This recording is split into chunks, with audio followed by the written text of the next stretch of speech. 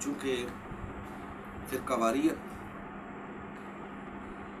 اتنی عام ہو چکی ہے مسلمانوں کے اندر کہ ہر فرقہ بظاہر اسلام کا ہی نام استعمال کرتا ہے اور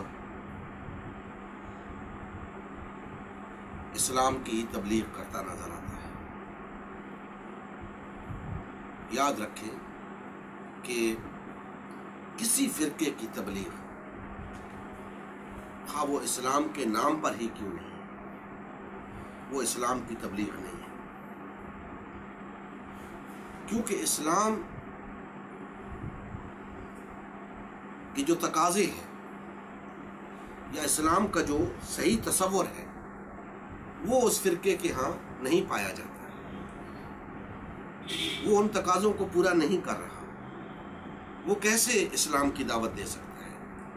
وہ تو اپنے فرقے کی تبلیغ کے لیے اسلام کا نام استعمال کر رہا ہے، اس کے بغیر اس کا گزارا نہیں، اس کے بغیر اسے کوئی پوچھتا نہیں، اسے کوئی جانتا نہیں۔ اگر وہ اسلام کا نام استعمال نہ کرے تو وہ اپنے فرقے کی تبلیغ بھی نہیں کر سکتا، لہٰذا یہ اس کی مجبوری ہے کہ وہ اپنے فرقے کی تبلیغ کے لیے اسلام کا نام استعمال کرے۔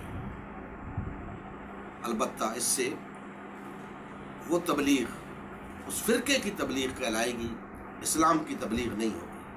اگر ایسا ہوتا تو آج بے شمار فرقے تبلیغ کا کام کر رہے ہیں، تو آج دین غالب ہوتا ہے۔ ایسا نہیں ہے، اس لیے نہیں ہے کہ وہ دین کی تبلیغ ہے ہی نہیں، وہ اسی فرقے کی تبلیغ ہے۔ ہاں، اس فرقے کو تو سپورٹ مل رہی ہے، اس فرقے کا جتھا تو بڑا ہو رہا ہے، لیکن دین کو کوئی فائدہ نہیں پہنچ رہا۔ اور کیسے فائدہ پہنچ سکتا ہے؟ وہ دین کی تبلیغ ہے ہی نہیں۔ ہاں، دین کی تبلیغ شروع کر دے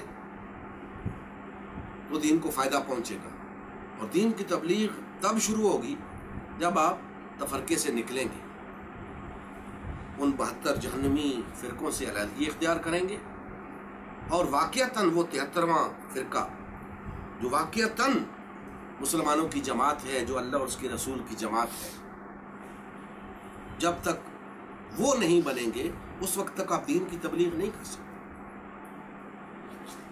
لہٰذا جتنی بھی تبلیغ فرقوں کے حوالے سے ہو رہی ہے وہ فرقوں کی تبلیغ ہے، اسلام کی تبلیغ نہیں ہے۔